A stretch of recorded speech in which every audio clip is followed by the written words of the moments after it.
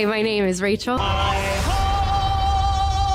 Rachel Zegler and her previous comments are well known at this point. I love movies. I love making them. And I am a fan of movies. Saw myself on screen and I just wanted to throw up. Weird. She seems to be trying to row back some of those views by now just going, the backlash over a Snow White was just passion for the character. It's the pair of anguish. It was used on women who had relations with the devil. I interpret people's feelings about this film as passion for her. And what an honor it is to be part of something for which people feel so much passion. We're not always going to have the same sentiments as those around us, and all that we can do is give the best of ourselves. And I can't help thinking, I've heard that before. I understand what you're saying, but when it comes to fans, it is a fan's right to have whatever opinion they want to have. I don't necessarily consider that toxic. I just consider that passionate. This is from an interview with Henry Cavill, where he too is asked the question of, those toxic fans over there, they're scum, aren't they, really? Pure filth. This culture of toxic fandom, where if you make a movie, especially if you make a superhero movie, you have great intentions, but there are always going to be a small yet vocal group of people there can kind of just be toxic. What Rachel Zegler and Henry Cavill have in common is they were both led down the garden path by journalists. The journalists knew full well they were going to get them in trouble with that question, and they wanted them to get in trouble. They wanted them to attack the fans. They wanted that article they could write, I just hate all of you peasants. Like I do. Everywhere he goes, whether it's a new town or a new bar, people just kind of give him a hard time and they rag on him despite the fact that he has great intentions. I'm curious if that's comparable to this sort of world, this culture of toxic fandom. One day you'll reach the heights of me where you get to be in the nearby proximity of a celebrity. They don't allow me onto the red carpet, but I can stand behind a barrier guarded by security because they trust me about as much as my wife does after she caught me with Dave. And people are going to be upset because, especially when you're talking about books or games, because you're never going to be the exact person who they had in their head or who they played on Witcher 3, for example. In fact, Henry Cavill's comments and Rachel Zegler's are so similar. They're both just going, it's just passion for the character. I don't necessarily consider that toxic. I just consider that passionate. And it's something which I have obviously had to come to terms with over the years. And obvious, people just have different opinions, and that's fine. It is a fan's right to have whatever opinion they want to have. It does seem like Rachel, or someone within a PR company, has been watching people's videos, looking at the discussion around them, as Henry Cavill and that clip is the go-to example of how you would handle a rogue journalist correctly. And copying Henry Cavill's comments isn't a bad strategy, unless you've done this first. Big focus on her love story with a guy who literally stalks her. I will elbow everyone out of the way to play that part. Weird. Or this. The cartoon was made 85 years ago, therefore it's extremely dated. She's not going to be dreaming about true love. Not going to be saved by the prince. Let's face it, there was many more times she did it as well. And if you disagree with this sentiment, just hit the unfollow button. I don't need your business.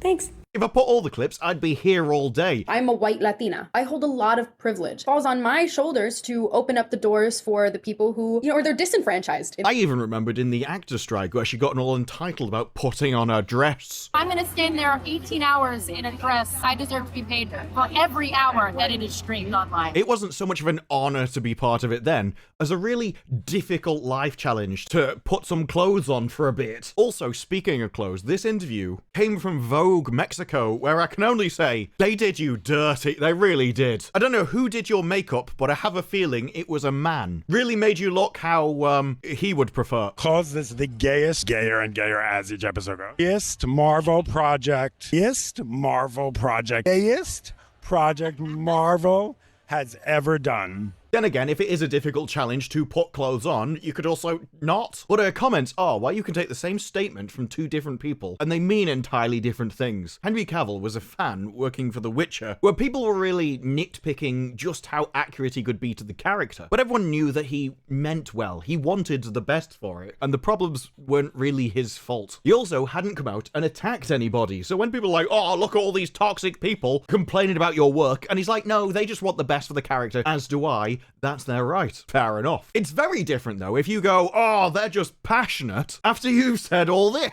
Because all of the people were angry.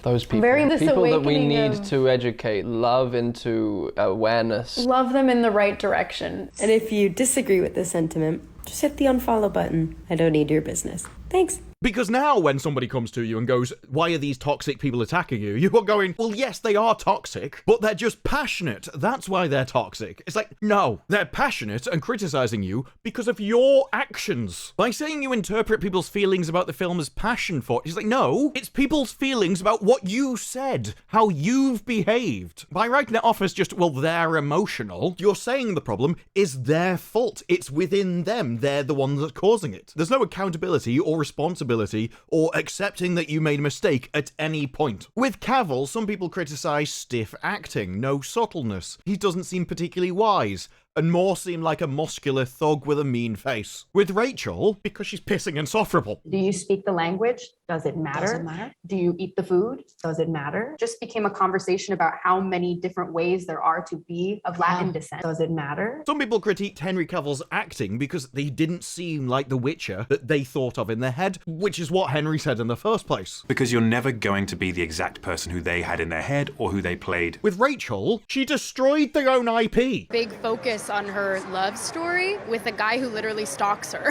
Yeah. Weird.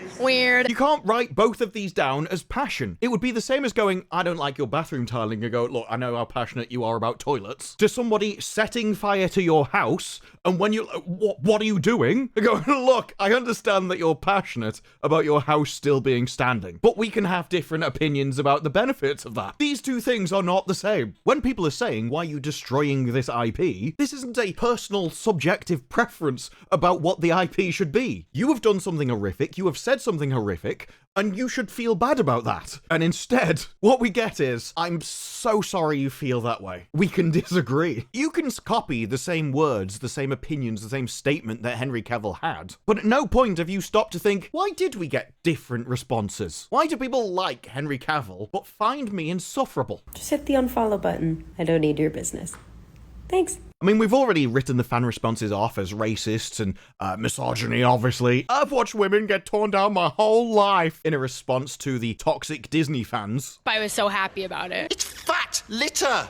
It's a sofa parasite. Well, I'm sure they're just passionate. Yeah, apparently passionate about tearing down women, according to Rachel. Oh, it's all par for the course for an outspoken young woman in the public eye. I've watched them get torn down my whole life, my whole career. We'll start seeing it in the American poll that's coming up. And we're going to witness this for a long time, I fear. Sometimes it can feel like we're going back. It certainly felt that way when it was happening. I mean, I remember when after all this was happening and she got responses to her actions, came out with slogans on her t-shirt like, I've got no tears left to cry. Or talking about how she was going to respond to the haters with Halle Bailey. They are probably just having a really hard day. Yes. And I am putting out a movie. Stay graceful and ignore the hate. Hello. I remember when Henry Cavill originally came out with his statements, and you had articles about how it was a surprising stance on toxic fandom. Yeah, it's so shocking that an actor didn't come out and just attack the fan base, as it seems to be Hollywood's default position. Some of the fan base just sickened me to my stomach. You're no Star Wars fan in my mind. You don't like it? That's because you're scum, isn't it, really? The Star Wars fan base really seems to be the most kind of toxic. Scraped you off my shoe and shoved you into a cinema. You only exist for me to wring money out of, basically, don't you? You're nothing but a pay pig, really. Tiny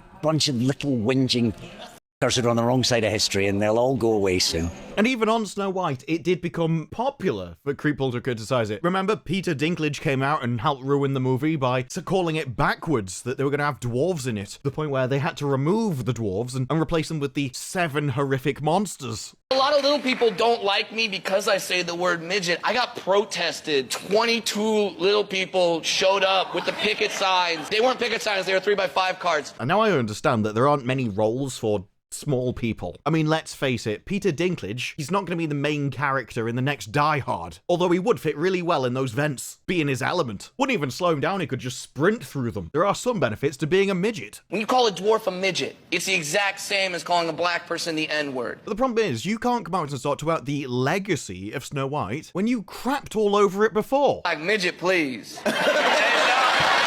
or when part of its legacy was the Seven Dwarfs, and Disney themselves had to go, to avoid reinforcing stereotypes. Original film was just stereotypes, so we even had Disney crapping on the original as well. Movies were so successful when they came out because they captured the human emotion so well. The cartoon was made 85 years ago, therefore it's extremely dated. They're very good at what they do, which is why they've been around for 100 years. Dated when it comes to women being in roles of power and what a woman is fit for in the world. Which is why they've been around for 100 years. Yeah, now they talk about legacy, but before they were talking about bigotry. We're taking a different approach with the 7 characters and have been consulting with members of the dwarfism community. We look forward to sharing more about the film as after a lengthy development period. I mean, let's face it, that is one of the things that could explain Rachel's comments. But instead, the response is gaslighting. It's avoiding responsibility. When what really should have happened is an apology. After the original things, you could have gone, look, I was wrong about what I said. I was mistaken, hadn't really looked into it, and didn't know a lot about the part I was playing. I'd read some stuff online, and those people were clearly lunatics. I was repeating talking points that I'd heard elsewhere, and hadn't done my own research, which I've now done,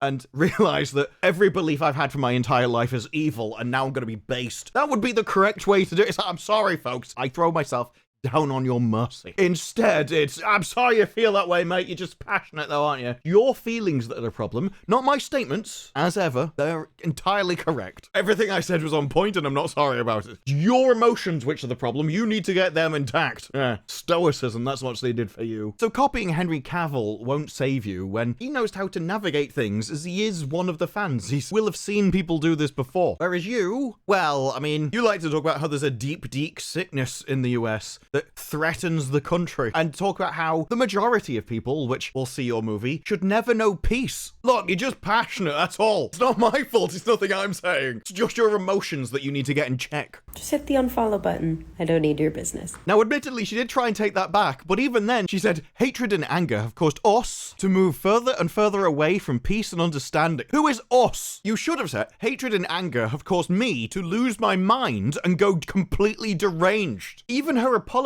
never take accountability for what she says. I'm sorry I contributed to the negative discourse. Are you sorry about what you said? Is what you said wrong?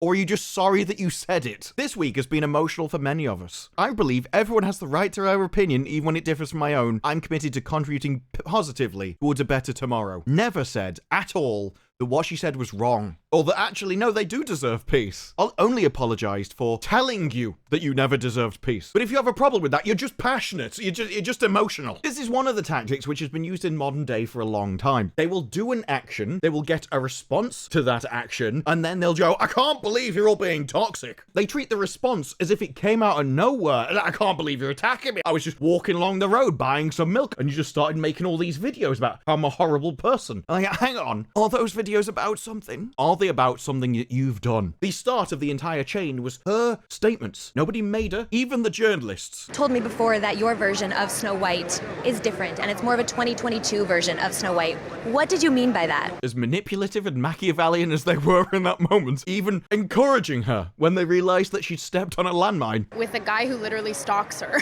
Yeah. Weird. Super weird. So we didn't. Yeah. Super weird. So They didn't cause her to say that. They were still her opinions that she offered up voluntarily. They led her to the door, but she walked through it. But rather than taking accountability for saying the statements instead, no, obviously, I mean, I'm just correct, aren't I? This is just my view. I can't imagine anything else, so I can't believe you've done it. What a bigot. Just because I've got a minge. Yeah, I mean, if you've got a problem with what I've said, it must be because I can secrete milk. It can't be for the content of what I said. It's definitely for the milk secretion. That's how ridiculous it is when you blame misogyny. You just despise that I can lactate. Even Entertainment Weekly described her comments as femtinnitus leaning. I kind of like the word femtinnitus, just because when they talk, all I hear is a high-pitched whining noise. But throughout all of this, Rachel never stops to wonder, maybe I'm the problem. How come it's just always passion aimed at me? This is somebody who has so many controversies. The mainstream media write articles trying to sum them all up. Long articles trying to sum them all up. And even as the projections come in, they're like, oh, the movie is eyeing 65 million,